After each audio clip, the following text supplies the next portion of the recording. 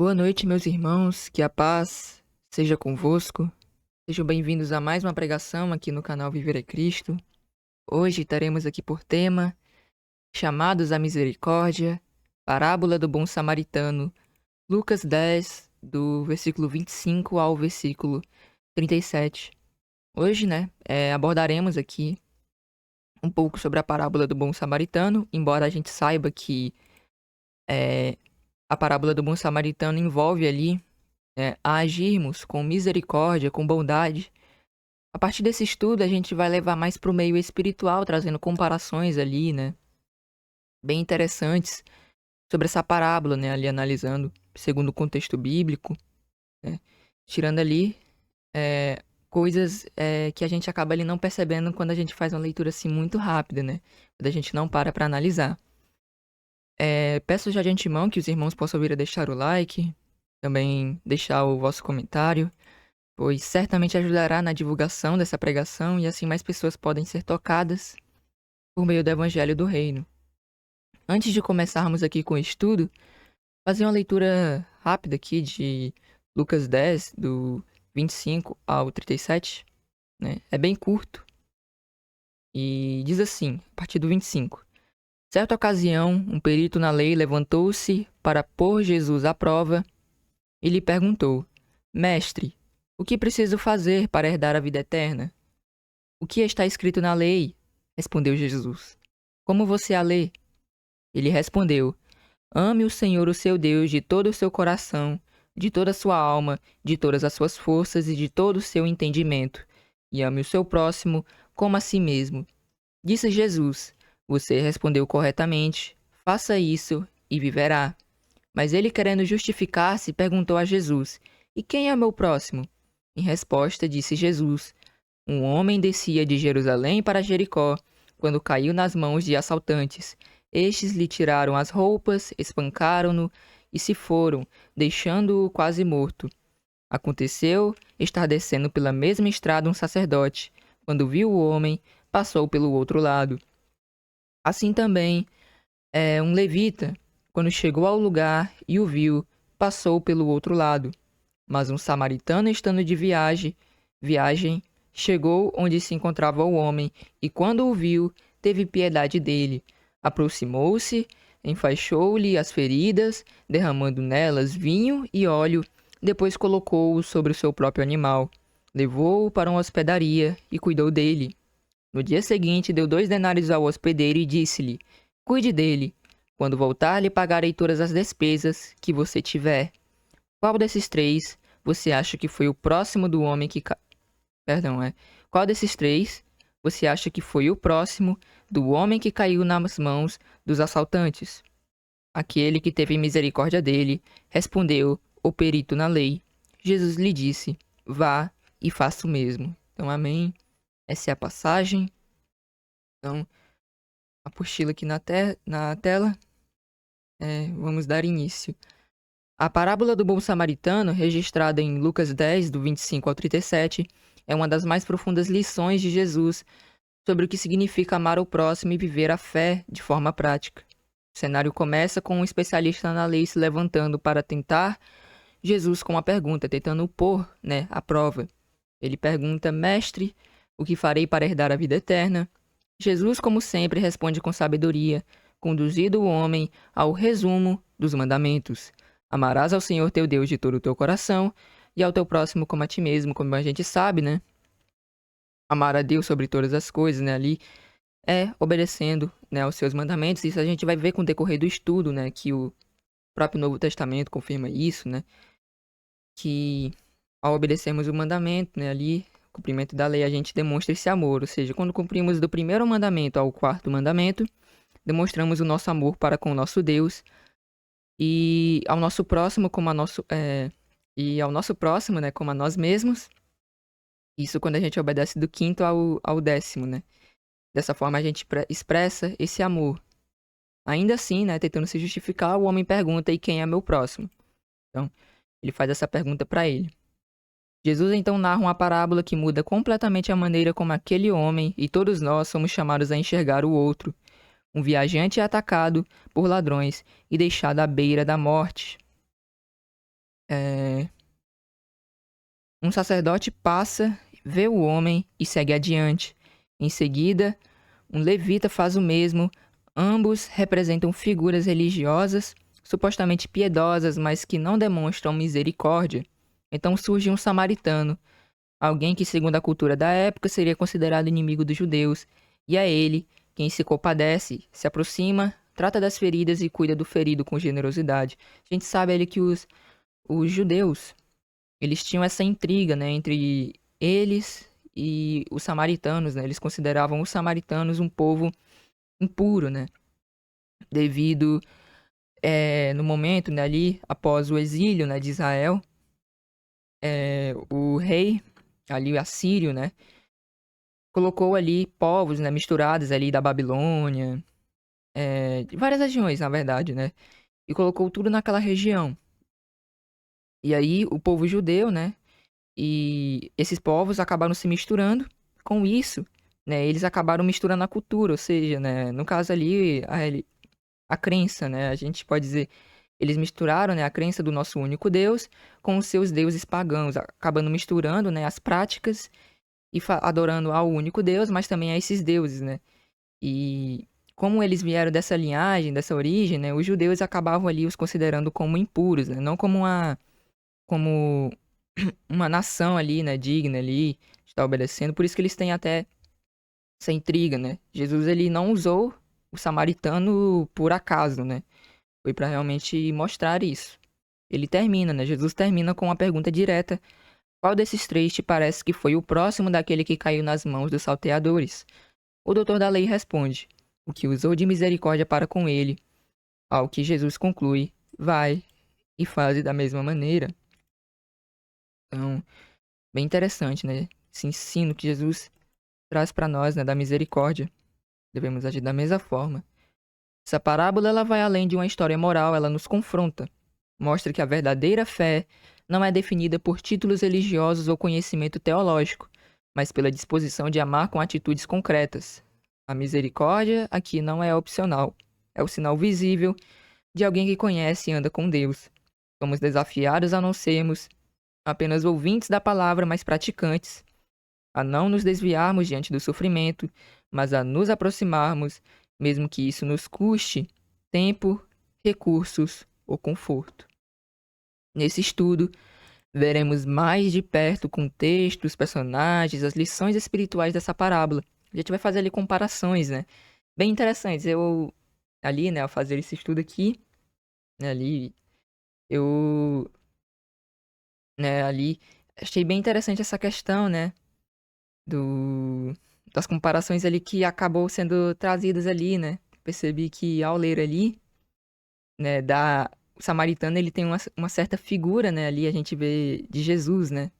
Ele tem uma figura ali é, de Jesus. Achei bem interessante ali ao analisar isso. Então, é, nesse estudo nós veremos mais de perto o contexto, personagens das lições espirituais dessa parábola. Acima de tudo, seremos lembrados de que fomos chamados à misericórdia. Não para falar sobre ela, mas para vivê-la. Que esse estudo desperte em nós o mesmo amor prático que Jesus demonstrou ao contar essa parábola, um amor que ultrapassa barreiras, que cura feridas e que transforma o mundo ao nosso redor. Para a gente dar início aqui, né, abordar aqui dos versículos 25 ao 28, que é do momento ali onde o mestre da lei acaba perguntando, né, ali para Jesus o que fazer para herdar a vida eterna. E Jesus dá ali a instrução, né? A questão inicial levantada pelo doutor da lei em Lucas 10, 25, mestre, o que farei para herdar a vida eterna? É uma das perguntas mais profundas e recorrentes na vida cristã, né?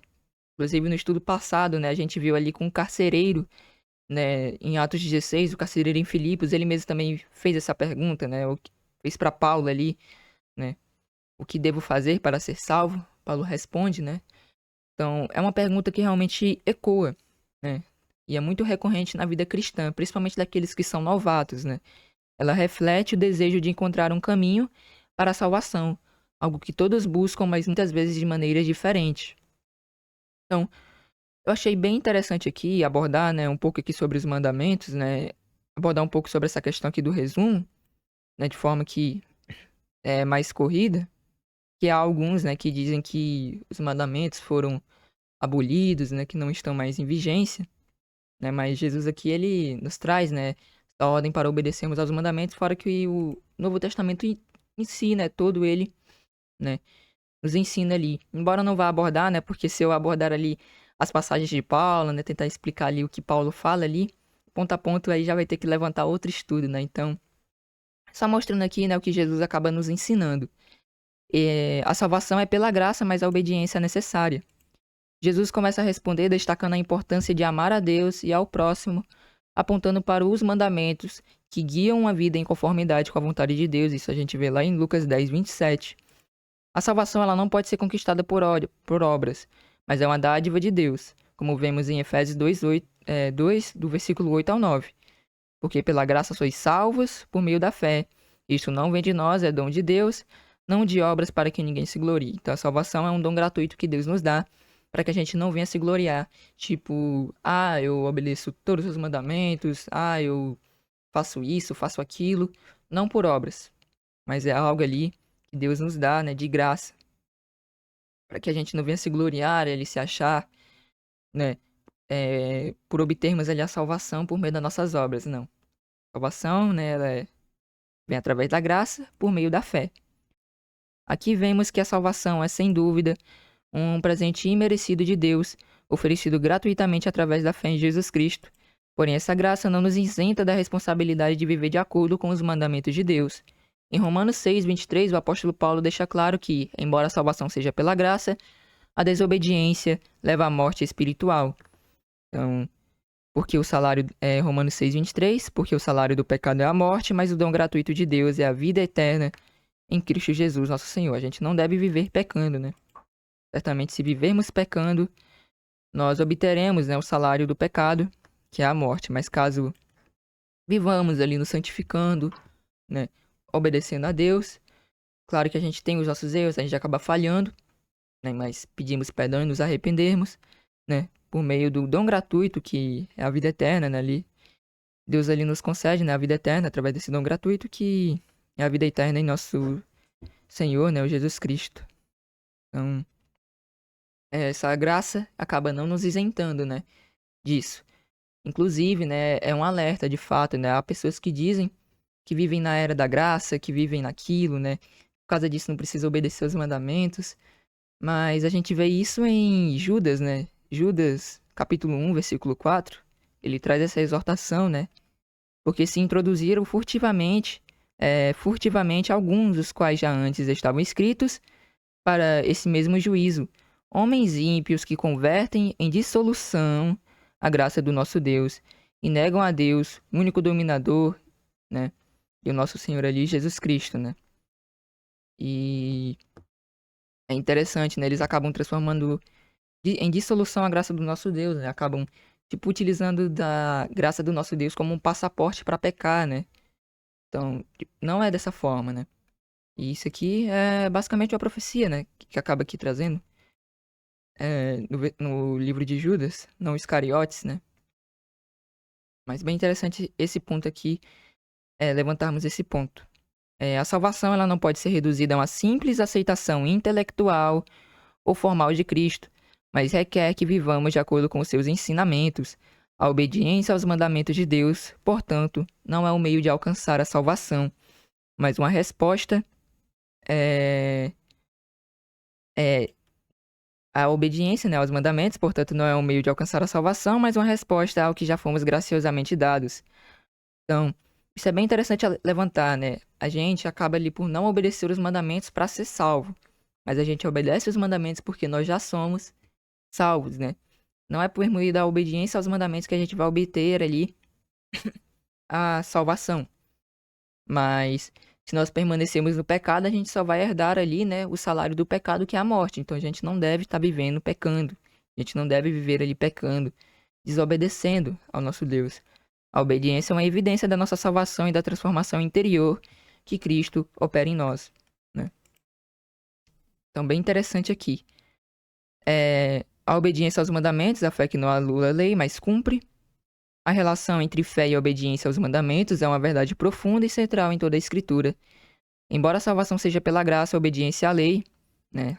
Acaba aqui colocando lei, mas há os mandamentos, né? Os 10 mandamentos, a lei moral de Deus, ela não foi abolida pela fé em Cristo, mas é confirmada e cumprida. A gente vê de fato ali várias passagens, né, que utilizam ali de maneira deturpada, né, de Paulo para tentar ali provar que os mandamentos eles foram abolidos de certa forma, né, mas não foram abolidos, né? E não tem como a gente abordar aqui, né, porque o tema é outro, né? Eu só tive, né, aqui é, de trazer aqui só para abordar, né, para ficar um pouco mais claro aqui com o decorrer do estudo, né? E porque também há alguns, né, que dizem ali que basta, né, amarmos ao nosso Deus sobre todas as coisas e ao próximo como a nós mesmos, né? Então, de fato, necessitaria de mais lives ali para explicar outras e outras passagens, né? Mas dando prosseguimento aqui, de fato, a verdadeira fé é, de fato, a fé verdadeira em Cristo não anula a lei, mas a cumpre de forma plena, pois ele veio para dar cumprimento a tudo o que estava escrito nas Escrituras. Em Romanos 3,31, Paulo deixa claro que a fé em Cristo não anula a lei, mas a estabelece. Anulamos, pois, a lei pela fé? De maneira nenhuma. Antes, estabelecemos a lei, ou então, em outras versões, né, aparece cumprimos, ou então dá esse sentido, em Romanos 3,31. Então, bem interessante. A fé em Cristo, ela não faz com que a lei de Deus seja irrelevante. Quando fala a lei de Deus, né, irmãos, compreendam como os 10 mandamentos, né? Ela, é, ela não faz, né, ali a fé em nosso Senhor Jesus Cristo, né, a fé em Cristo não faz com que os mandamentos do nosso Deus sejam irrelevantes. Ela, ao contrário, né, a fonte de capacitação para obedecê-la, de maneira genuína e sincera. Em Romanos 8,4, Paulo afirma, para que a justiça da lei se cumprisse em nós, que não andamos segundo a carne, mas segundo o Espírito. Aqui Paulo destaca que pela ação do Espírito Santo, o poder de Deus, né? A gente sabe que o Espírito Santo é o poder do nosso Deus.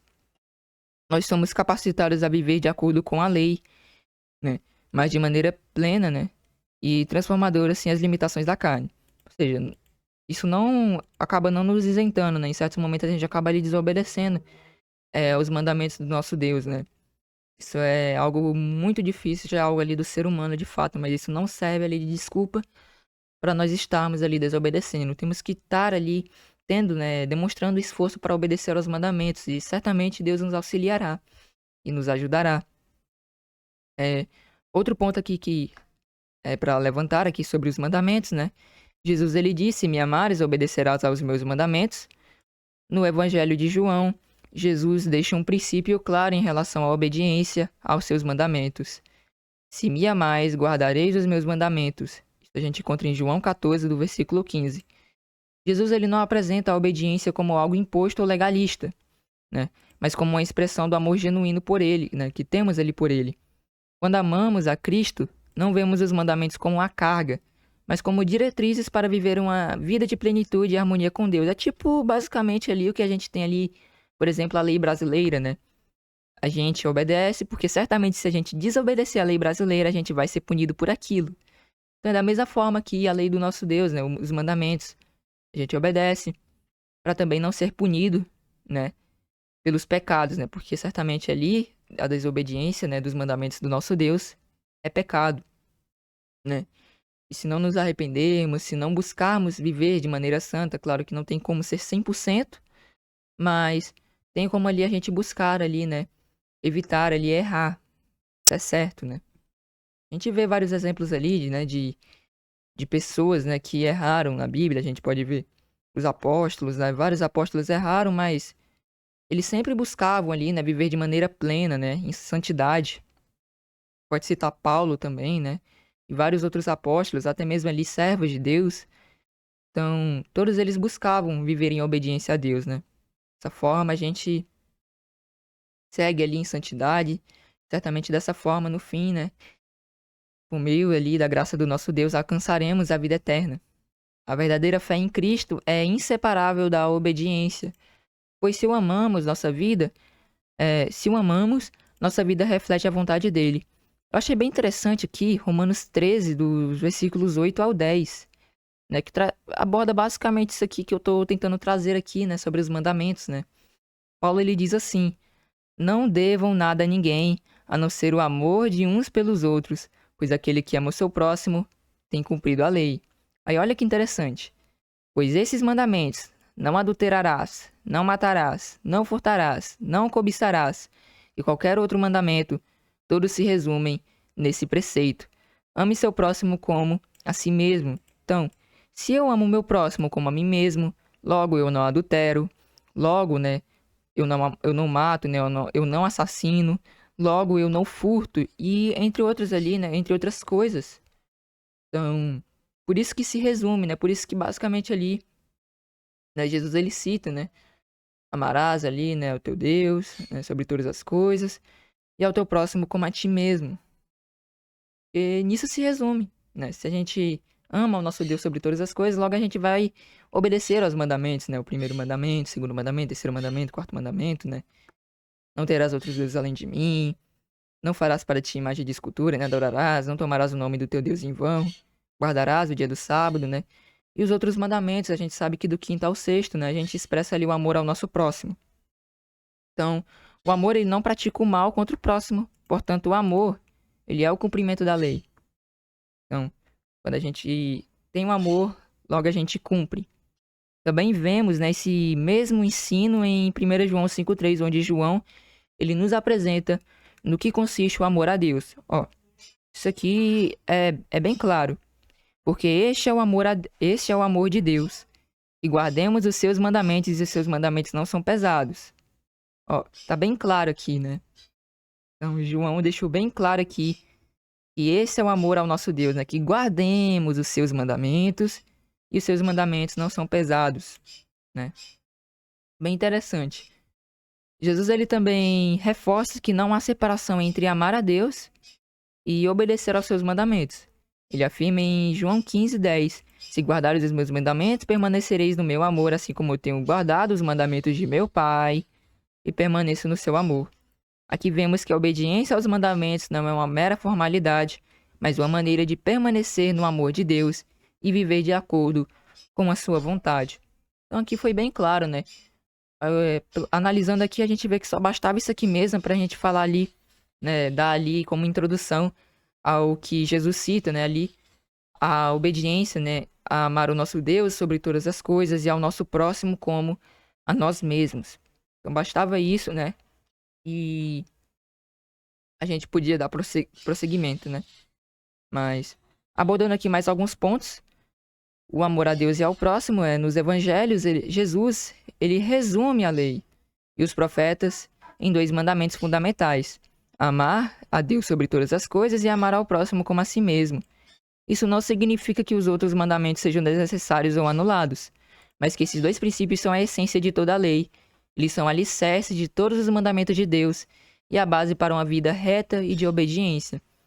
E esse resumo ele não é novidade. A gente já encontra ele lá no Antigo Testamento, em Levítico 19, do versículo 18.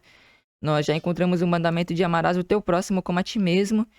E em Deuteronômio 6,5, a instrução de amar a Deus de todo o coração, alma e força. Então, ó, pegando aqui a passagem de Levítico 19:18, isso aqui já é basicamente o que citaram no Antigo Testamento, e nem por isso, né, aqueles, né, que viviam ali, né, antes ali do Senhor Jesus, nem por isso é, eles só obedeciam esses mandamentos e não ligavam para os outros, né? Eles buscavam obedecer ali todos os 10. Então, ó, não te vingarás nem guardarás ira contra os teus filhos, o teu povo. E aqui a parte, né, que a gente citou ali: mas amarás o teu próximo como a ti mesmo, e eu sou o Senhor. E Deuteronômio 6,5, né? Que traz essa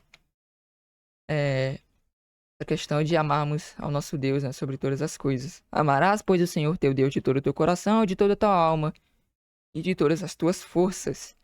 Então já é algo abordado ali no Antigo Testamento mesmo, né? Jesus apenas recitou, basicamente.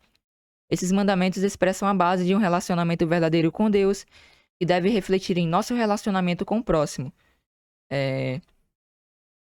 Trazendo mais um ponto aqui. A lei, ela não será anulada, mas cumprida. Ó, lê Mateus 5, basicamente, né, não tem muito o que dizer ali. Jesus ele está afirmando, né, a obediência aos mandamentos, né? Nessa passagem, Jesus ele fala ali de maneira clara sobre a permanência da lei, ó. Olha o que ele diz: Não penseis que vim revogar a lei ou os profetas. Não vim para revogar, mas para cumprir. Pois em verdade vos digo que até que o céu e a terra passem, de modo algum passará da lei um só i ou um só tio, até que tudo seja cumprido. E a gente pode olhar aqui pode olhar, né, ali, e lá fora, a gente pode ver que há céu e a terra. Essa é a promessa, né? Que até que o céu e a terra passem, de modo algum passará da lei um só i ou um só tio. Ou seja, ainda existe céus e terra, né? Ou seja, né, ainda permanece os mandamentos do nosso Deus, né? Essa declaração de Jesus é crucial para entendermos a relação entre a fé e a lei.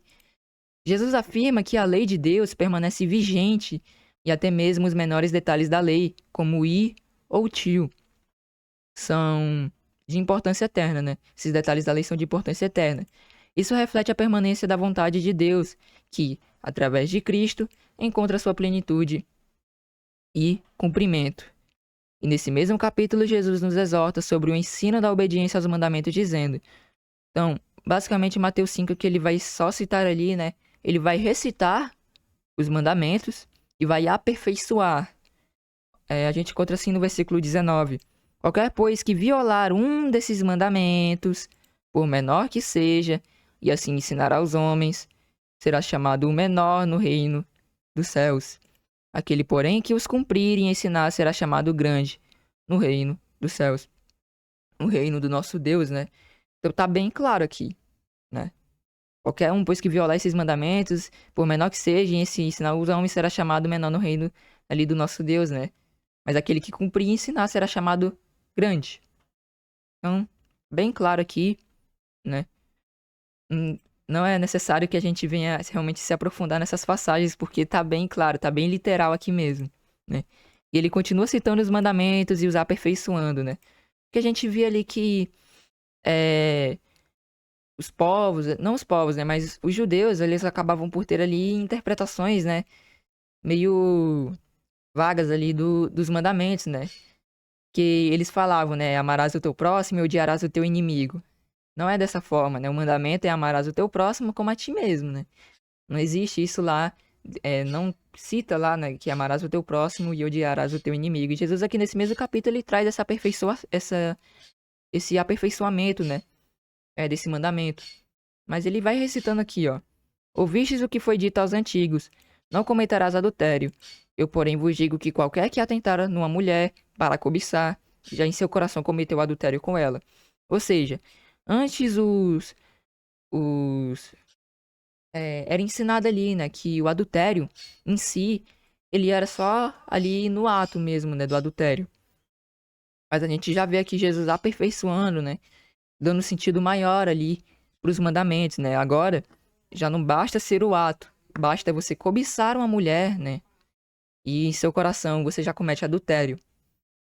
Então ele vem aqui aperfeiçoando, nesse capítulo todinho ele vem aperfeiçoando aqui os mandamentos. Portanto, né, a lei ela não foi abolida com a vinda de Cristo, mas cumprida em sua totalidade. O que Cristo fez foi trazer a lei à expressão mais completa e perfeita, revelando seu pleno significado e exigência em nossas vidas. Ainda que a salvação seja pela graça, mediante a fé, se a gente vê em Efésios 2:8, isso não anula a importância da obediência. Jesus mesmo disse, né, se me amais, guardareis os meus mandamentos. A graça ela não nos dá liberdade para viver no pecado, mas nos ensina a viver de forma justa diante de Deus. Tito 2:11-12. Vou pegar essa passagem. Acabei não pegando. Tito 2, versos 11-12.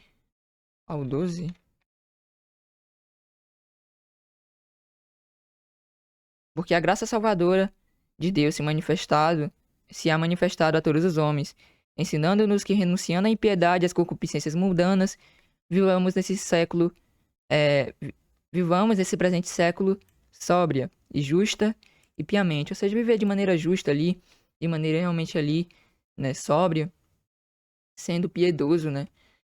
E para assim, né, podermos também alcançar a salvação, né? Até porque a gente tem que demonstrar também a misericórdia, né? Então, desobedecer aos mandamentos é pecado. Então, pegando aqui 1 João 3, versículo 4, a gente encontra assim. 1 João 3.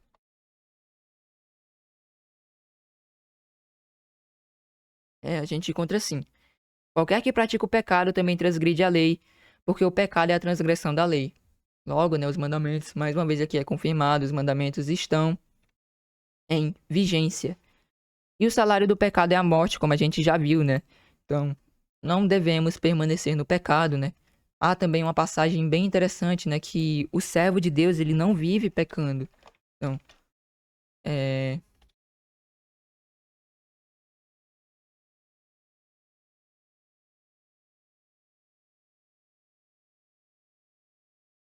1 João 3, versículo 6.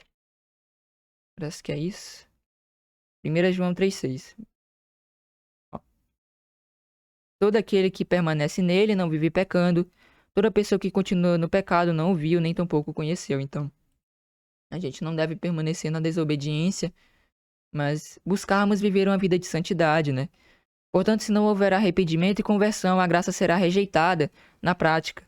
A vida eterna é um dom imerecido, mas também é promessa para os que, pela fé, preservam em obedecer e andar na luz, como está escrito. Apocalipse 14, 12, né? Então, você vai encontrar aqui, se a gente... Tem as passagens, né? Mas eu citei aqui resumidamente, porque a gente também tem Apocalipse 12, versículo 17. Temos também Apocalipse 22, versículo 14, se eu não me engano.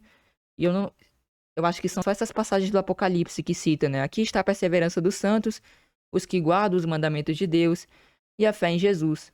Outro ponto também aqui que a gente pode abordar é que a graça, ela também pode ser perdida, né? Então, também tem aquelas doutrinas, né, que dizem ali, né? Uma vez salvo, salvo para sempre, né? Não é dessa forma. A graça, ela também pode ser perdida. Deixa eu só encontrar a passagem. A passagem aqui, né? Hebreus 12, versículo 15.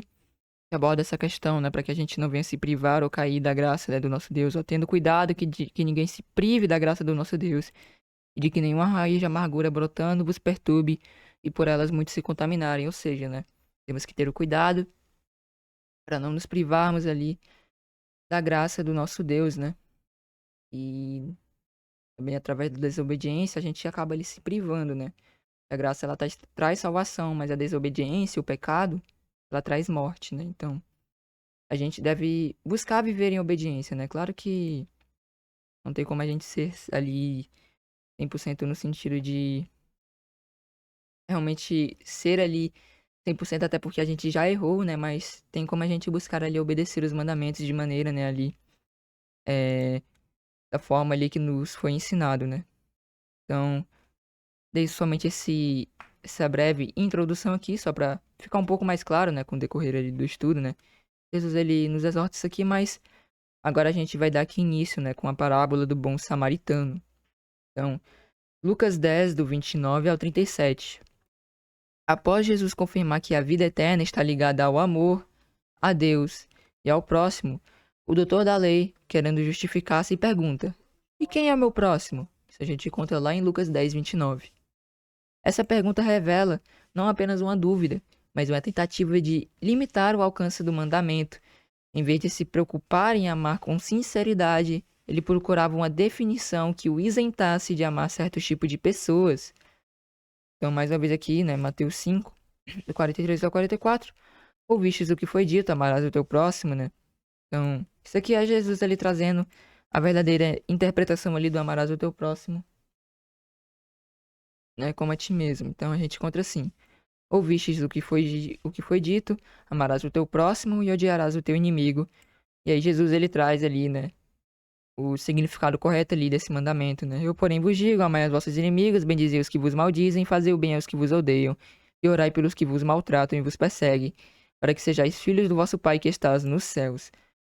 Então, a cultura judaica, né, da época, ela via como próximo apenas o da mesma fé ou nação.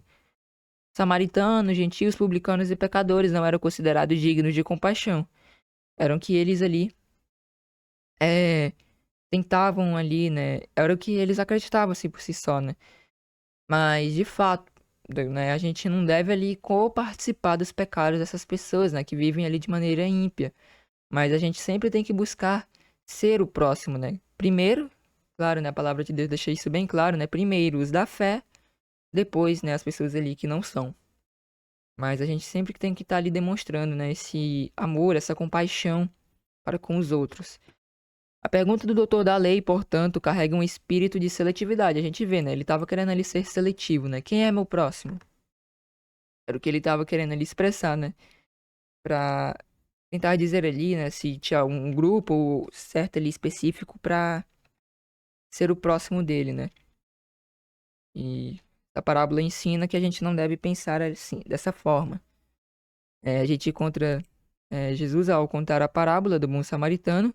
Ele quebra exatamente essa mentalidade, mostra que o amor ao próximo não pode ser seletivo, ele deve ser compassivo, prático e universal. Então, para entrarmos aqui nesse contexto, já foi abordado ali mais no início, né? Mas abordar aqui mais agora, né, de maneira aqui um pouco mais profunda, né, aprofundada, ver essa rivalidade entre judeus e samaritanos, somente para ficar ali um pouco mais fácil de compreender, né, essa passagem.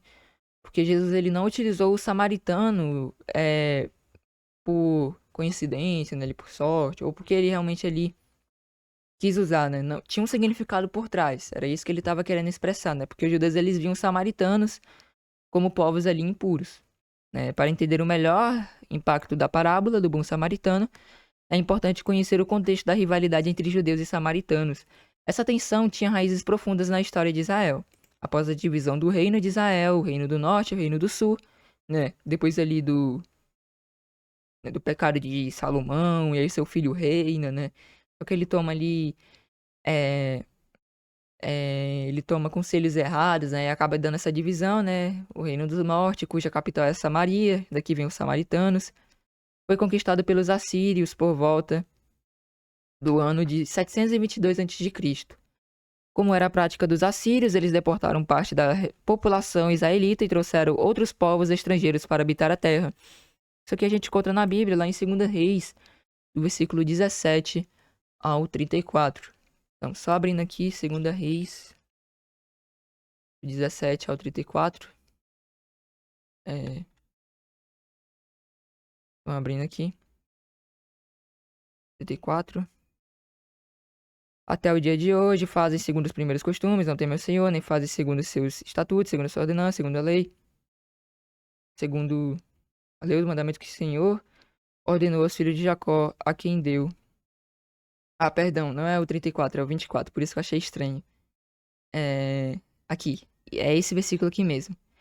E o rei da Síria trouxe gente de Babilônia, de Cuta, de Ava, de Amate, de Serfavaim, e fez habitar na cidade de Samaria, em lugar dos filhos de Israel. E eles tomaram Samaria em herança e habitaram nas suas cidades. Ou seja, esses povos aí habitaram em Samaria. Daí vem samaritanos. Esses povos, eles se misturaram com os israelitas, que permaneceram formando, né, ali o grupo, que viria a ser conhecido como samaritanos. Os samaritanos passaram a adotar algumas práticas da lei de Deus, né? Inclusive eu li aqui o 34, né? Até o dia de hoje, fazem segundo os primeiros costumes, não temem ao Senhor, nem fazem segundo os seus estatutos, segundo as suas ordenanças, segundo a lei, e segundo o mandamento que o Senhor ordenou aos filhos de Jacó, a quem deu o nome Israel. Ó, a gente vê aqui também, ó, no 33. Assim temiam ao Senhor, mas também serviam a seus deuses segundo o costume das nações, entre as quais tinham sido deportados, né? Os israelitas ali, eles, né, que ainda restaram ali naquela região. Eles temiam ao Senhor, mas também serviam ali aos outros deuses, né? Continuavam ali dessa forma, não obedecendo a Deus. Mas eles misturaram essa prática, né? Entre obedecer a Deus e servir a esses deuses, né? Esses falsos deuses aí, dos povos pagãos.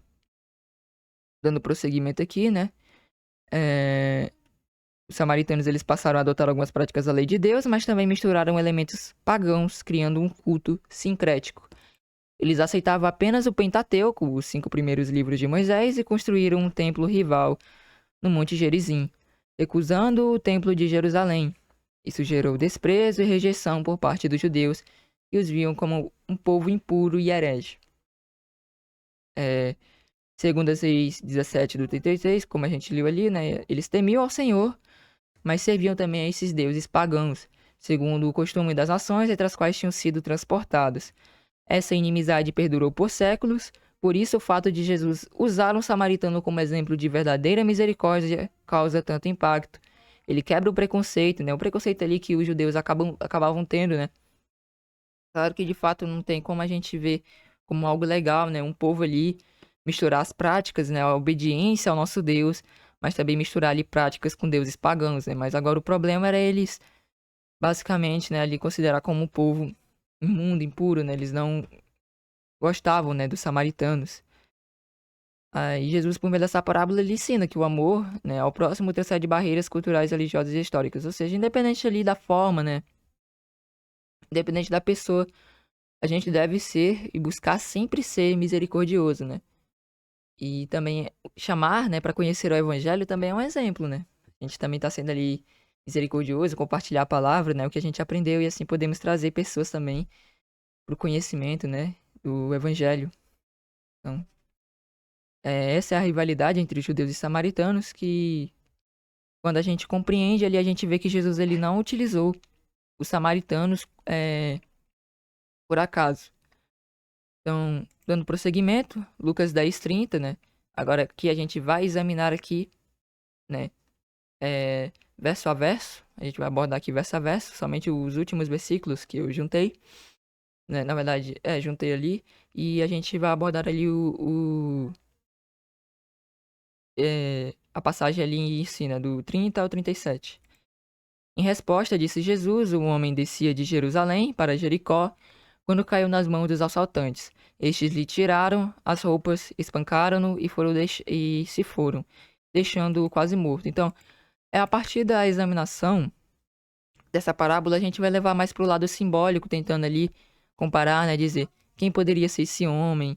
O ensino aqui principal é chamado a misericórdia, né, que nós devemos ser misericordiosos, mas também dá, se a gente tenta examinar ali, relacionar uma coisa com a outra, a gente pode chegar também até a um pensamento, né, que, né, ali, uma certa compreensão da parábola que fica até interessante, né? Aí tem aqui, né, um homem, quem ele representa.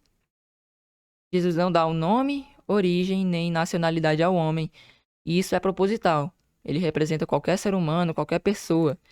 Ao fazer isso, Jesus quebra os preconceitos sociais, religiosos ou étnicos, né, ali, que os judeus acabavam tendo, né? E ele estava dizendo, esse homem poderia ser você, um judeu, um samaritano ou um estrangeiro, uma pessoa qualquer, né? Em sentido espiritual, esse homem pode representar a humanidade caída, ferida pelo pecado e à beira da morte espiritual, necessitando de socorro e salvação. Olha, a gente vai começar, né, levar mais pro lado simbólico. É bem interessante quando a gente traz isso aqui. A gente pode ver esse homem como a humanidade caída, ferida pelo pecado e à beira da morte espiritual, necessitando de socorro e salvação. Né? Pode ser uma pessoa ali perdida, uma pessoa ali, né, perdida espiritualmente. A gente pode entender dessa forma também. É bem interessante, levando assim mais pro lado espiritual, né? Descia de Jerusalém para Jericó. Jerusalém representa o local elevado espiritualmente e geograficamente, símbolo da comunhão com Deus, o centro da adoração. Jericó era uma cidade de planície conhecida por corrupção e idolatria próxima ao Mar Morto. Essa descida pode simbolizar a jornada de um homem que se afasta da presença de Deus, saindo da cidade santa para um lugar perigoso, vulnerável, ou seja, o caminho do pecado. A gente pode entender como dessa forma, levando mais para o lado simbólico, né? Um homem ali que teve uma decadência espiritual, né? Uma pessoa que está perdida espiritualmente, a gente pode ver como dessa forma, né? E levando para esse lado espiritual, traz realmente ali algo bem interessante. A gente vai ver aqui com o decorrer do estudo, né? Caiu nas mãos dos salteadores. Os salteadores, eles podem simbolizar os pecados que nos despojam da pureza e nos deixam abatidos. Os pecados nos deixam abatidos, né? Quando vivemos pecando, nós pecamos ali deliberadamente, a gente não se arrepender, a gente fica perdido, né? Então pode representar aqui os pecados, mas também pode representar os falsos profetas e falsos messias, que vêm para roubar, matar e destruir, como a gente vê lá em João 10:10, né? Esses falsos profetas. Pode representar também essas pessoas, né, ali, que tem, né, essa aparência, né, ali de piedade, mas negam a eficácia dela, né? Uma passagem que diz isso, não pode representar também. Mas também pode representar o mundo e suas armadilhas que ferem e abandonam, né? Também pode representar ali o mundo, levando mais para o lado espiritual. Despojaram-no e espancaram-no. O pecado tira o que temos de valor, que é a nossa pureza, dignidade, comunhão com Deus, e nos deixa machucados fisicamente, emocionalmente e espiritualmente. É o que o pecado nos faz, né? Deixaram-no meio morto, né? Quase morto. É um estado de agonia espiritual, ainda com vida, mas incapaz de se salvar, né, ali por si mesmo. Ele não conseguiria ali se salvar. Isso simboliza o ser humano sem salvação, e precisa de alguém misericordioso para intervir, e esse alguém será o próximo personagem, o bom samaritano, que, ao ler a passagem, a gente pode ver como uma figura de Cristo, ou até mesmo nós. Pode representar nós. Nós ali, ao vermos uma pessoa em decadência espiritual, podemos compartilhar da verdade e auxiliar e reavivar, né, essa pessoa, trazendo-a para Cristo. Então, é bem interessante trazer para esse lado simbólico, né? Como se ficasse mais completo a passagem. Mas dando prosseguimento aqui, a gente vê no versículo 31, aconteceu estar descendo pela mesma estrada, um sacerdote, quando viu o homem, passou pelo outro lado. Quem era o sacerdote? O sacerdote, ele era um dos principais líderes religiosos de Israel. Ele era responsável por oferecer sacrifícios no templo, ensinar a lei e representar o povo diante de Deus.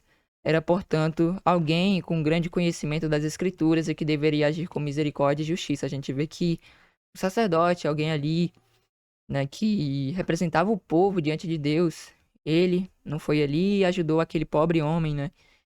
Estava ali quase morto ali no meio da estrada, que passou de largo, né?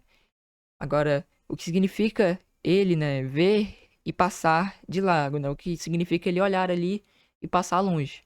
O texto mostra que ele viu o homem, ou seja, ele não ignorou por falta de percepção, por escolha, né? Passar de largo, no grego, né, a gente tem aqui a palavra grega, dá a ideia de evitar desviar-se intencionalmente do caminho. Trouxe até aqui, no grego, a palavra, é, aqui, ó, que é a mesma aqui, ó. Essa palavra aqui em grego, né? Tem aqui a pronúncia. Analisando aqui, a gente pode ver, ó, embora não haja equivalente hebraico direto dessa palavra, né? O conceito de passar ou evitar pode estar relacionado com verbos hebraicos, como esse abar, que significa passar, né? Ou passar. Esse verbo hebraico é frequentemente usado em contextos onde indivíduos ou grupos passam por ou através de um local, às vezes com implicações de negligência ou evitação. Então, pode estar relacionado com esse verbo aqui no hebraico. Mas a gente vê que é isso, né? Passou ali longe, né? Dá esse sentido, traz esse sentido aqui que foi por negligência, né? Que ele mesmo ali acabou passando longe. Né? Dá essa ideia de evitar desviar-se intencionalmente do caminho. Isso revela a hipocrisia de uma religião que conhece os mandamentos, mas não os pratica. Especialmente o mandamento de amar ao próximo. A gente vê muitas aí, né? Igrejas aí só ligam pro dinheiro das pessoas, né? Pregam ali a doutrina da... Eu não sei exatamente como que se chama, mas não sei, é uma doutrina da prosperidade, né? Se você tá rico, se você tem bens materiais, você é abençoado por Deus, senão você é amaldiçoado, né? Tem denominações que pregam isso, ou então só ligam pro dinheiro, né? Ali, das pessoas que estão ali. A gente pode entender como essas pessoas que acabam estando aqui também, né? Elas não ligam para as pessoas, mas sim pro dinheiro, para aquilo que elas podem ali trazer de benefício, né? Então, a gente pode ver como dessa forma, né? Foi negligência, de fato, ali, o sacerdote. Ele tinha, né, conhecer os mandamentos, ele tinha uma aparência de religião, né, de religioso, mas não o praticou. Passou ali de largo, passou longe, né? Trazendo aqui para uma aplicação simbólica, se quisermos seguir, né, uma interpretação mais simbólica da parábola, o sacerdote pode representar, né, os que seguem uma fé aparentemente ritualista, sem um verdadeiro amor. Aqueles que têm forma de piedade, mas negam o poder dela. Em 2 Timóteo 3,5, a gente vê nessa passagem que são representações das pessoas dos últimos dias, né? E aí Paulo, ele traz assim pra gente, ó. Tendo a aparência de piedade, mas negando a eficácia dela, e aí a exortação, destes, afasta-te, né? E a exortação que Paulo aqui traz para Timóteo, mas também para nós, porque nessa passagem, 2 Timóteo 13, ele vai abordar ali, né, do versículo 1 ao 5, as características das pessoas, né, ali dos últimos dias.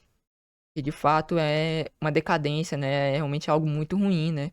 Desobediente aos pais, blasfemos, mentirosos, muitas coisas ali Paulo acaba abordando e a gente, ao analisar a sociedade mesmo ali, né, ao olhar para o mundo, é o que a gente acaba encontrando ali, é o que a gente mais acaba encontrando são esses tipos de pessoas, né? Dando prosseguimento aqui com o versículo 32.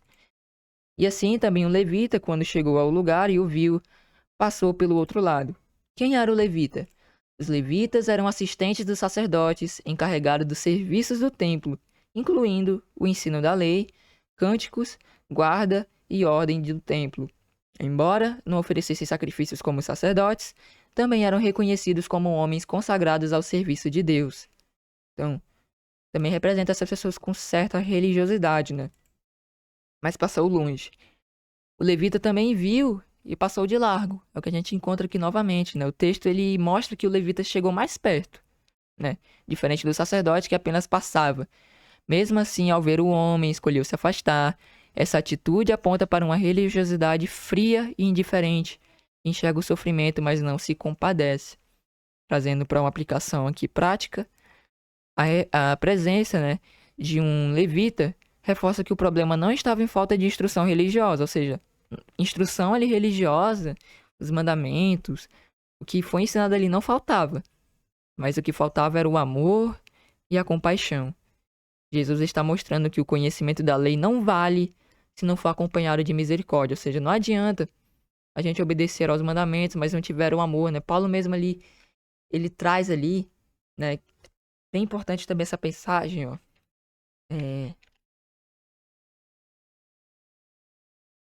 Se não tiver o amor, de nada adianta, de nada valerá, né? A gente vê lá em 1 Coríntios, ó, interessante, ó. Ainda que eu fale a língua dos homens e dos anjos, se não tiver o amor, serei como o sino que ressoa ou como o prato que retine. Ainda que eu tenha o dom de profecia e saiba todos os mistérios e todo o conhecimento e uma fé capaz de mover montanhas, mas não tiver o amor, nada serei. Ainda que eu dê aos pobres tudo o que possuo e entregue meu corpo para ser queimado, mas não tiver o amor, nada disso me valerá. O amor é paciente, o amor é bondoso, não inveja, não se vangloria, não se orgulha, ou seja, nada importa, né? Não adianta a gente obedecer aos mandamentos, mas se não é por amor, se a gente não tá ali, né, de por pura e espontânea vontade, por amor de fato, né? Se a gente obedece só por obrigação, aí, né, já não é uma obediência realmente ali sincera, né? A gente tá obedecendo só por obrigação, né? Mas temos que obedecer por amor. Temos que ter o amor, né? E é o que é expressado aqui, né? Ele tinha, o levita, o sacerdote, eles tinham instrução religiosa, mas não tinham o amor e a compaixão. Então, de nada vale o conhecimento da palavra de Deus, de nada vale ali, né, a gente conhecer, mas não praticar. Não adianta, né? Não adianta nada. Jesus, ele traz aqui em Mateus 23, versículo 23, da seguinte forma: Ai de vós, escribas e fariseus hipócritas, pois que dizimais a hortelã, o endro e o cominho, e desprezais o mais importante da lei, o juízo, a misericórdia e a fé. Ó, aqui é a misericórdia, ó. Deveis, porém, fazer essas coisas e não omitir aquelas. Então, isso aqui é o mais importante. O juízo, a misericórdia e a fé. Temos que viver, né, demonstrando isso, né? Se não tivermos o amor, de nada valerá. Trazendo para uma aplicação simbólica, assim como o sacerdote, o levita pode representar aqueles que têm função religiosa, mas que falham em viver a essência da fé. Eles podem simbolizar a religiosidade vazia, que não salva, não cura e não socorre. Essa passagem ela é bem profunda essa parábola, né, do bom samaritano, se chamar da misericórdia, é bem importante, né? Agirmos com misericórdia uns para com os outros. Então, dando prosseguimento para o versículo 33, a gente encontra aqui: mas um samaritano, estando de viagem, chegou onde se encontrava o homem e, quando o viu, teve piedade dele, né? Em outras versões a gente pode encontrar teve compaixão, né? Versículo aqui 33. Piedade aqui na NVI, né? Deixa eu pegar aqui na Almeida Corrigida e Fiel. 33. Ó, compaixão, ó. E eu trouxe aqui a palavra compaixão. Achei bem interessante aqui o significado dela no grego, né? Que diz assim, ó. Aqui, apropriadamente ser movido quanto às entranhas, portanto, ser movido com compaixão, ter compaixão, pois as entranhas eram consideradas a sede do amor e da piedade. Ou seja, né? É algo profundo. Ele teve piedade ali, ele teve um amor. Quando viu, né? Ele se compadeceu ali, ele teve piedade. Teve esse sentimento ali de ajudar e ajudou por amor. Ele foi misericordioso, bom samaritano, né? É o que a gente vê aqui nessa passagem, né? E ele estando de viagem, chegou onde encontrava o homem e quando viu, teve piedade dele, né? Então, quem eram os samaritanos? Mais uma vez aqui só abordando, né? Mas de maneira resumida, eles eram um povo que habitava na região de Samaria, localizada entre a Judéia e a Galiléia. Eles eram descendentes de israelitas que, durante o cativeiro assírio, haviam sido misturados com povos estrangeiros. Por isso, os judeus consideravam os samaritanos como hereges, pois eles misturavam a fé em Deus com práticas pagãs. Essa hostilidade entre judeus e samaritanos era tão grande que muitas vezes um judeu evitava até mesmo atravessar a terra dos samaritanos, indo por um caminho mais longo apenas para não se associar a eles. Então, mais uma vez aqui abordando, né, quem eram os samaritanos, só para fixar na nossa mente, né? Partindo aqui para o segundo tópico desse versículo 33, o que significa mover-se de compaixão. A palavra usada aqui para compaixão, no grego temos aqui o significado, denota uma emoção profunda, algo que vem do mais íntimo do ser, algo profundo, como a gente viu ali, né, desde as entranhas, ou seja, simbolizando que é algo que vem aqui do fundo mesmo, né, ali, do nosso coração, né, o nosso coração. A compaixão do samaritano foi tão intensa que o levou a agir, ou seja, não foi uma emoção passageira, mas uma ação prática, movida pela misericórdia. Isso contrasta diretamente com a atitude de dois primeiros personagens, o sacerdote e o levita, que, embora conhecessem a lei, não foram movidas pela verdadeira compaixão. O samaritano, sendo uma pessoa desprezada pelos judeus, se torna um modelo de compaixão, porque ele não julgou a situação e não se afastou de ajudar alguém em necessidade, mas ao mesmo tempo não justificou o pecado ou comportamentos errados. E é o que a gente vê aqui, né? A gente não sabe ali o que aquela pessoa podia ter cometido, mas ele foi misericordioso e ajudou, né? Independente da forma que ela era, né? Ajudou ali da forma que podia. Né? A verdadeira misericórdia, ela não é um perdão cego ao mal, mas um agir de ajuda genuína aos que estão feridos, cansados ou vulneráveis, com o objetivo de restaurar e curar, sem encobrir ou apoiar a transgressão. Então, também ser compaixão, a gente não deve também querer demonstrar essa compaixão, né? Mas é basicamente negar a justiça, né? Também temos que ser justos, né? Então, se encontrarmos uma situação ali entre justiça, né? Ou então a gente escolher ali a compaixão, a gente vai até demonstrar, né? A compaixão, por exemplo, diante de um crime, né?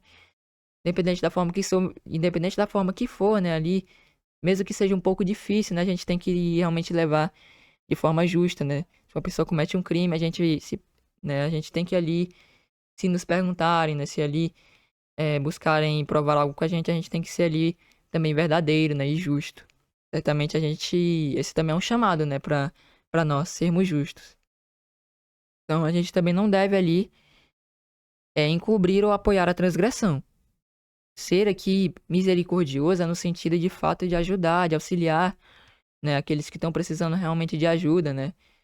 Mesmo que a gente não possa ajudar financeiramente, que ajudamos por meio de uma oração, de uma palavra, né? Da forma que ali, no momento for possível, a gente auxiliar, né? Então, também não temos ali, né? Fazermos acepção de pessoas, né? né? A gente não deve pensar que por uma pessoa ser pobre, eu não vou ajudar, e uma pessoa ser rica, né? Aí eu vou ajudar. Não. A gente também não deve ter essa acepção, mas agir com equidade. É importante que nós venhamos a agir com equidade. Aplicação prática. Jesus usa esse contraste para ensinar que a verdadeira misericórdia não tem a ver com status religioso, nacionalidade ou afiliação, mas com a disposição em agir pelo bem do próximo, independentemente de sua condição social, ética ou religiosa. Mas a gente vê que, de fato, você está precisando de ajuda, né? Em algo que é lícito ali, a gente ajudar. A gente ali vai lá e ajuda e auxilia, né? Então, não venhamos também agir ali com acepção de pessoas, né? Fazer acepção de pessoas. Trazendo mais para uma aplicação simbólica, o samaritano, nesse contexto, ele pode ser visto como uma figura de Cristo, né? Perdão. Que, ao ver a condição humana e caída, né? Movedor de compaixão, se aproxima, socorre e oferece a salvação. Mesmo sendo desprezado pelos judeus, é o que a gente vê, né? Samaritanos, eles são desprezados pelos judeus, né? Né? E aí, pode prefigurar aqui, né? Pode ser ali uma figura de Cristo, né? Que ao ver ali, né? Se move de compaixão, né? E logo ali socorre e oferece ali a salvação, mesmo sendo desprezado pelos judeus, né? Representando ali os religiosos ou os que se acham justos. A gente vê que Jesus também foi desprezado, né? Cristo, como bom samaritano, é quem se importa com os feridos e perdidos, e é ele quem traz cura e salvação. João 3,16, né? A gente vê que porque Deus amou o mundo de tal maneira e deu seu Filho unigênito para que todo aquele que nele crê não pereça, mas tenha a vida eterna. Então, pode tanto simbolizar aqui o nosso Deus, né? O samaritano, né? De certa forma também, Deus ali se compadeceu, né? Da humanidade caída e deu seu único filho, né? Para que ele se sacrificasse para perdão dos nossos pecados. Na verdade, para pagar ali o preço dos nossos pecados, né? Mas também pode simbolizar Cristo, porque Cristo também se compadeceu, né? Ele teve ali compaixão de cada um de nós, né? Também. Tanto o nosso Deus quanto o nosso Senhor Jesus. Partindo para o versículo 34 e 35, a gente encontra o seguinte: aproximou-se, enfaixou-lhe as feridas, derramando nelas um vinho e óleo, depois colocou sobre seu próprio animal, levou-o para uma hospedaria e cuidou dele. No dia seguinte, deu 2 denários ao hospedeiro e disse-lhe: cuide dele. Quando voltar, lhe pagarei todas as despesas que você tiver. Nesse verso, a ação do samaritano pode ser analisada de várias formas simbólicas e práticas.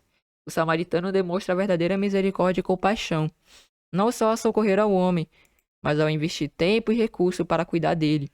Vamos quebrar aqui, né, as ações. Vamos ali examinar as ações dele, né? Aproxima-se dele, né? Aproxima-se do homem que estava ali ferido. O samaritano se aproxima, o que em si já é uma atitude significante, já como vimos, né? Já que, como vimos, os judeus e samaritanos evitavam-se mutuamente, né? Então, esse homem podia ser qualquer homem, até mesmo ali um judeu, né? E eles se evitavam. Os judeus e samaritanos acabavam ali se evitando mutuamente. Isso pode ser interpretado como uma atitude de superação de barreiras culturais e religiosas, mostrando que a verdadeira, né, que a misericórdia deve estar acima de qualquer divisão humana. Então, ao se aproximar também já foi uma atitude ali significante. Atou-lhes as feridas e derramou vinho e óleo. O óleo e o vinho tinham um uso simbólico e medicinal. O vinho era usado para desinfectar, né? Desinfectar, e o óleo para aliviar as dores e a cura. Isso representa um cuidado integral com o próximo, envolvendo tanto a cura física quanto um gesto de compaixão genuína. Pôs-no sobre seu animal e levou para uma estalagem. Aqui vemos um gesto que custa algo ao samaritano. Ele não só usa seus recursos, o vinho e o óleo, mas também a comodidade de seu animal para transportar o homem até um local seguro. Ele investe tempo, né, e em conforto, seu tempo ali, indo além de uma ajuda superficial, né? Ele não apenas ajudou a curar as feridas, mas pegou o homem, colocou em cima do seu animal e levou para uma estalagem. E trazendo uma aplicação simbólica, né? Aqui eu lendo, né, vi que podia significar isso, né? A gente pode entender aqui a hospedaria, a estalagem, uma igreja, né? Na parábola, o hospitaleiro, né, que é o homem samaritano, leva o homem ferido à hospedaria para que ele seja cuidado. Esse ato de colocar o homem ferido na hospedaria para receber cuidados pode ser interpretado como uma representação da igreja. Vamos desenvolver isso com base no contexto bíblico, porque analisando aqui bem, o que é que a gente encontra, né? A, gen- a gente trouxe ali um pouco mais antes, né? A gente viu que o homem ferido, o homem quase morto, podia representar ali a humanidade caída, podia também representar alguém ali, né, em decadência espiritual, né, ali quase morto espiritualmente.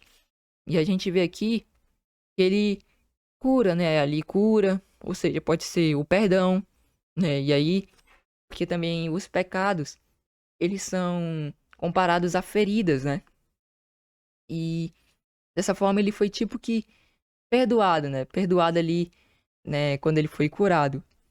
E aí no dia seguinte, né, na verdade, ele levou para a hospedaria.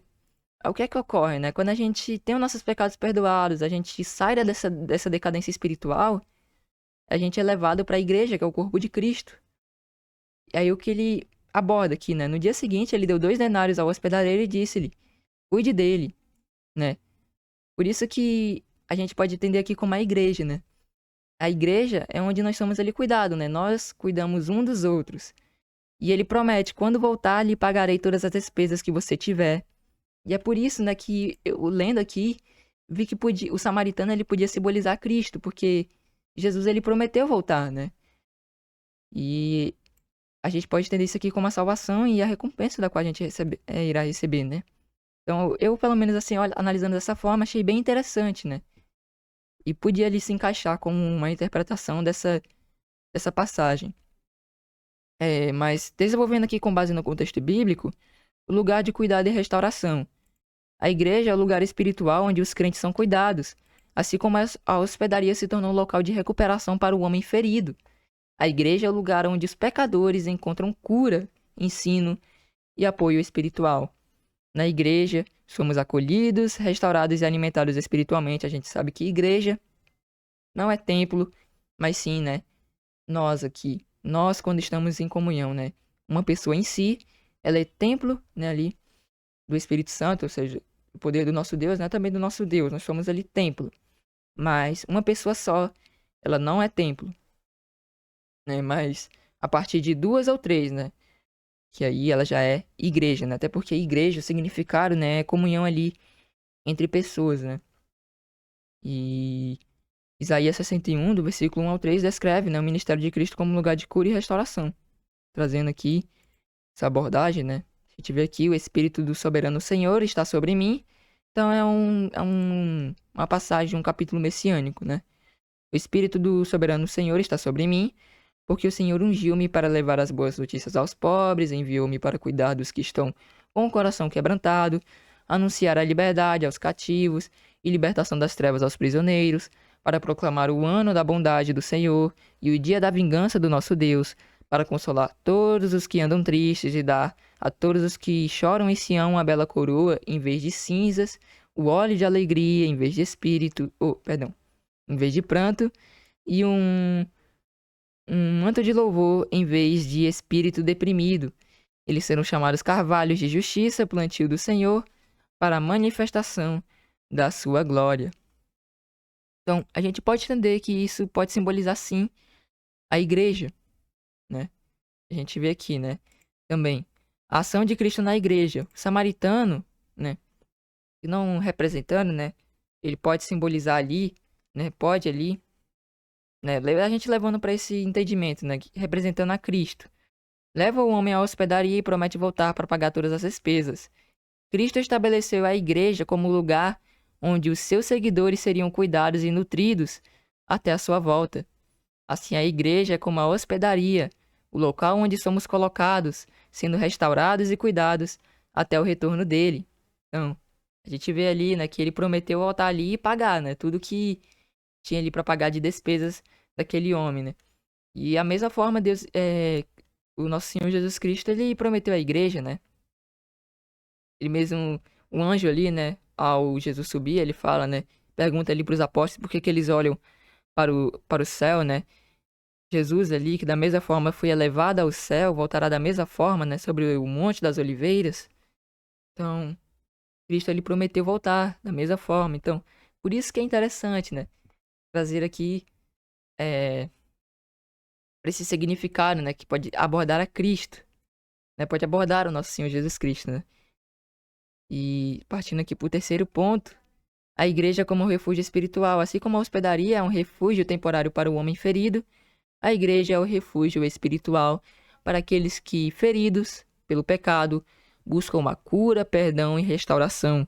O corpo de Cristo, que é a igreja, é o lugar onde experimentamos o cuidado de Deus através da oração, ensino da palavra e companheirismo, né? Ou seja, a comunhão. Então, é o lugar ali, né, de refúgio espiritual, a igreja. É como se fosse o lugar ali onde nós somos curados, né? E por meio disso, né, nós podemos ali obter a plena cura e, junto com isso, a vida eterna, né? Então, prosseguindo aqui, cuidado, né, continuado até o retorno de Cristo. A promessa do samaritano de voltar e pagar todas as despesas pode ser comparada ao retorno de Cristo, que virá completar a salvação e nos dará a recompensa eterna. Enquanto ele não volta, a igreja continua sendo o lugar onde os cristãos são cuidados e preparados para o encontro com Cristo, né? É nela onde nós somos preparados, onde nós nos preparamos para o encontro com Cristo, né? Ali, o encontro nos ares, quando ele voltar. É na igreja onde nós somos preparados, onde nos é ensinado a obedecermos aos mandamentos, a seguirmos fiéis até o fim, buscando a santificação, né? E várias outras coisas, né? Dessa forma a gente é preparado. Então, tenha esse cuidado, né? Contínuo até o retorno de Cristo. 1 João 3:23, do 2 ao 3, achei interessante trazer essa passagem aqui, diz dessa forma: Amados, agora somos filhos de Deus e ainda que não se manifestou o que havemos de ser, mas sabemos que quando Ele, aqui o nosso Senhor Jesus, né, se manifestar, seremos semelhantes a eles, pois veremos como Ele é. Todo aquele que nele tem esperança purifica-se a si mesmo, assim como Ele é puro. Então, trazendo aqui, né, mais para em outras versões para ficar um pouco mais claro, para a gente ver que aqui está citando a Cristo, né?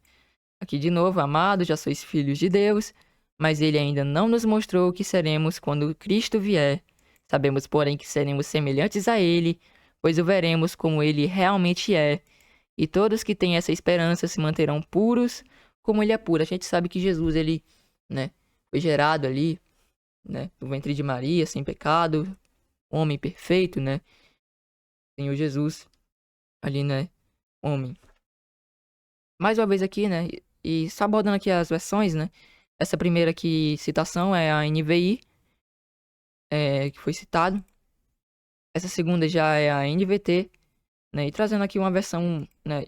Eu não aconselho muito a ler nela, né? Ela é um pouco ali parafraseada, né?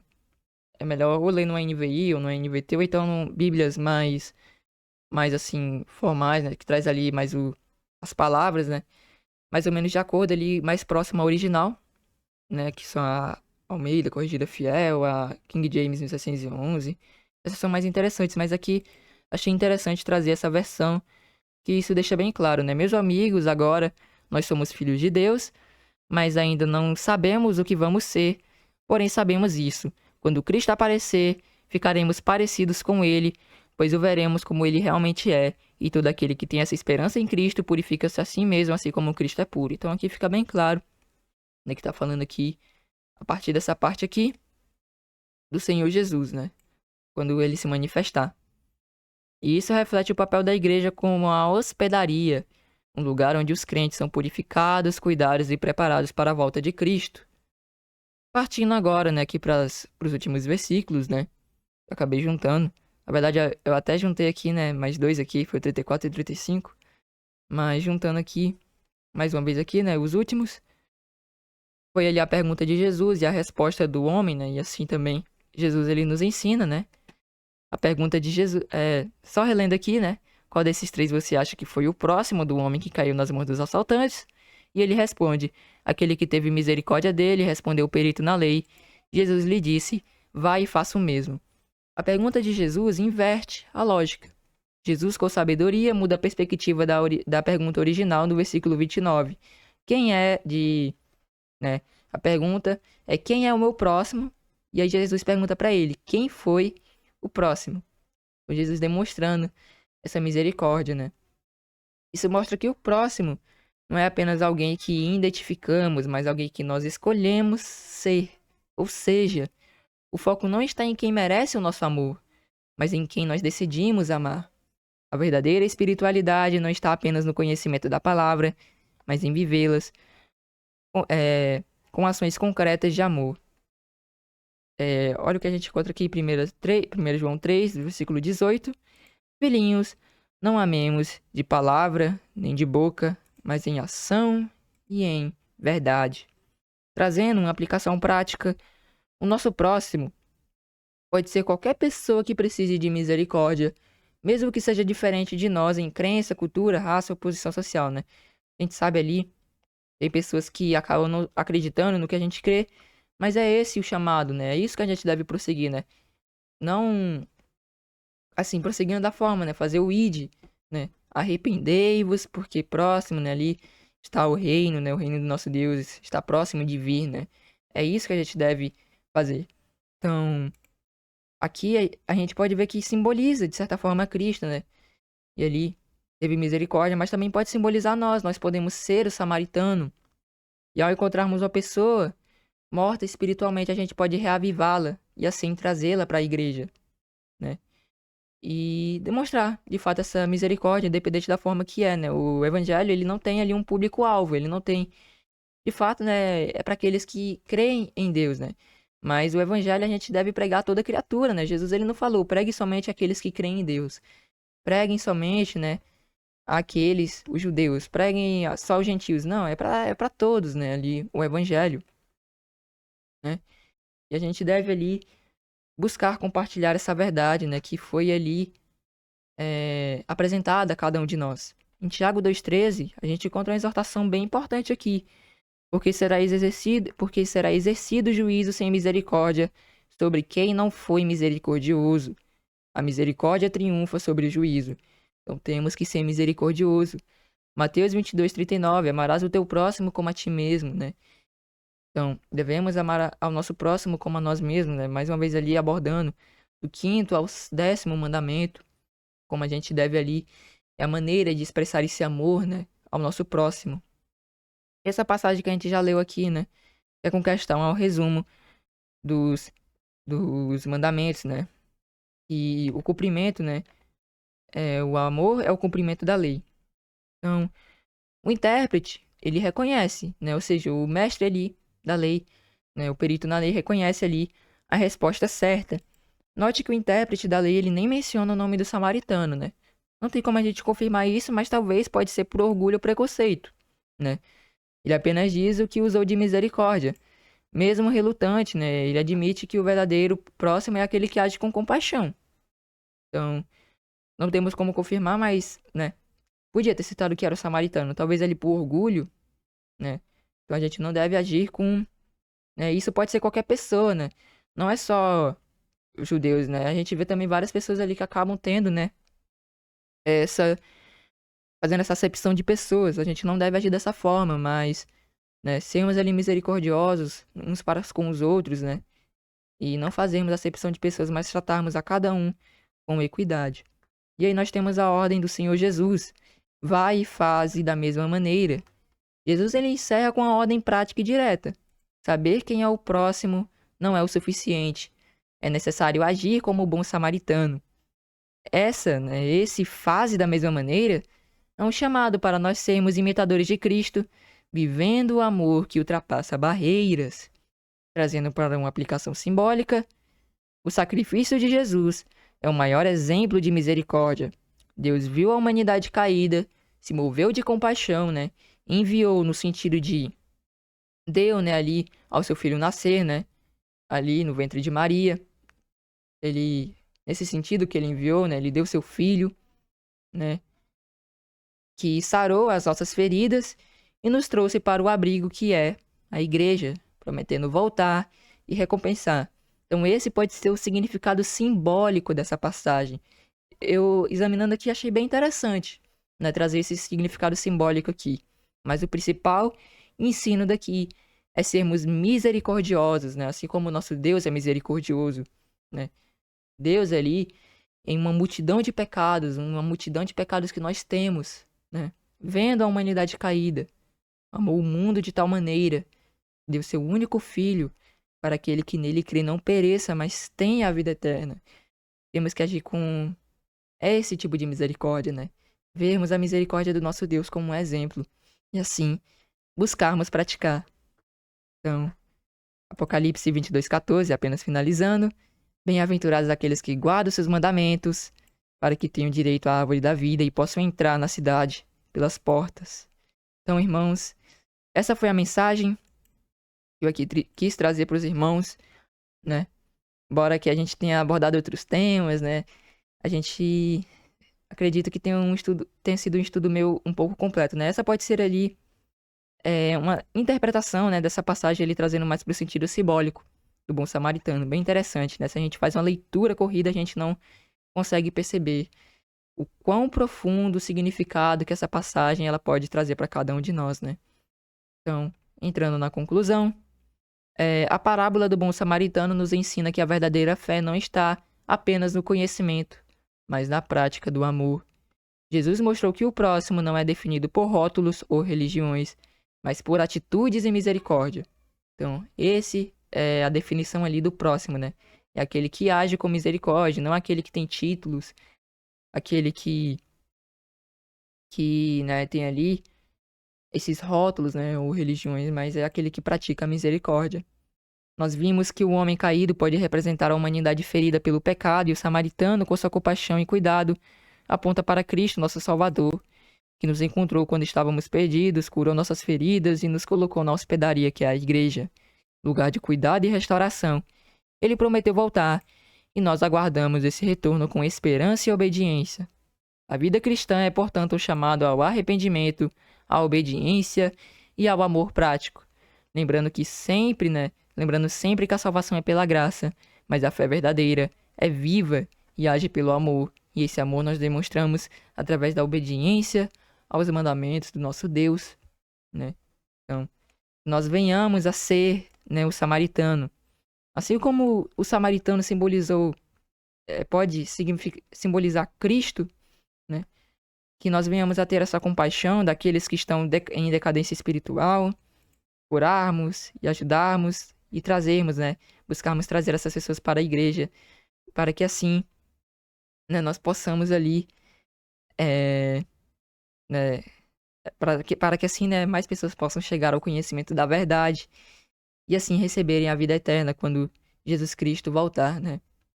E fica aqui, né, de mensagem Apocalipse 22:20 ao 21, é basicamente o encerramento ali, né, das escrituras, as últimas passagens, né, ali de Apocalipse. É o que a gente encontra. Aquele que testifica essas coisas diz: certamente cedo venho. Amém. Ora vem, Senhor Jesus. A graça de nosso Deus, a graça de nosso Senhor Jesus Cristo seja com todos vós. Amém. Então, irmãos, agradeço a cada um que veio aqui, né, escutar essa breve meditação. Espero que tenha sido edificante para os irmãos, né?